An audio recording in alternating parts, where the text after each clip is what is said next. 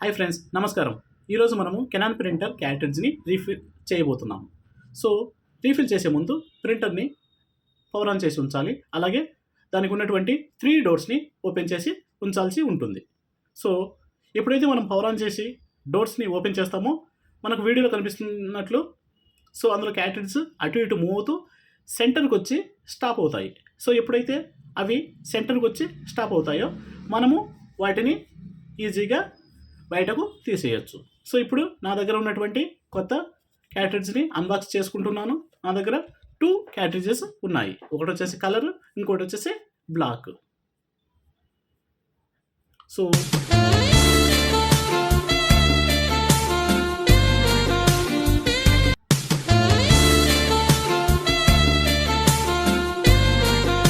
ఇవి నేను ఫ్లిప్కార్ట్లో ఆర్డర్ చేశాను. ఇవి రెండు కూడా ఆల్మోస్ట్ 1800 రూపీస్ పడ్డాయి నాకు.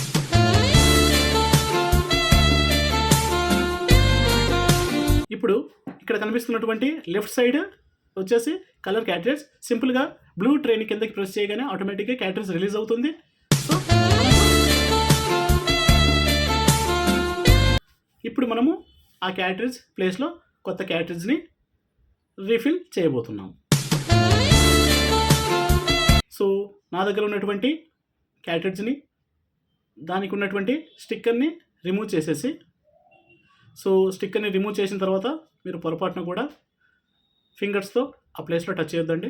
సింపుల్గా దాన్ని తీసుకెళ్ళి దాని ప్లేస్లో మళ్ళీ యాస్టిస్గా పెట్టేసి కింద ఉన్నటువంటి బ్లూ ట్రేని మెల్లిగా పైకి పుష్ చేస్తాం.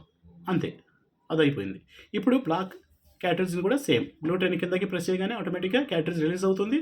దాన్ని ఫింగర్స్తో బయటకు తీసేసి మన దగ్గర ఉన్నటువంటి కొత్త క్యారెట్రిడ్జ్ని అందులో రీప్లేస్ చేస్తాం. దీనికి కూడా ఒక స్టిక్కర్ ఉంటుంది కొత్త క్యారెట్రిడ్జ్కి.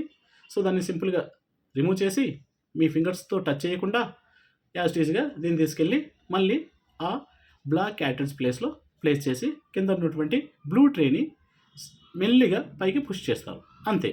సో క్యారెట్రిడ్జ్ రీఫిల్ ప్రాసెస్ అనేది అయిపోయిందండి. సో ఇప్పుడు మనము మన దగ్గర ఉన్నటువంటి 3 డోర్స్. సో ఇప్పుడు నేనేం చేస్తానంటే ఒకసారి ప్రింట్ ఇచ్చి చెక్ చేస్తాను, ప్రింట్ ప్రాపర్గా వస్తుందా లేదని. మీకు వీడియోలో కనిపించినట్లు నాకు ప్రింట్ అయితే మంచిగా వస్తుందండి. Thanks for watching.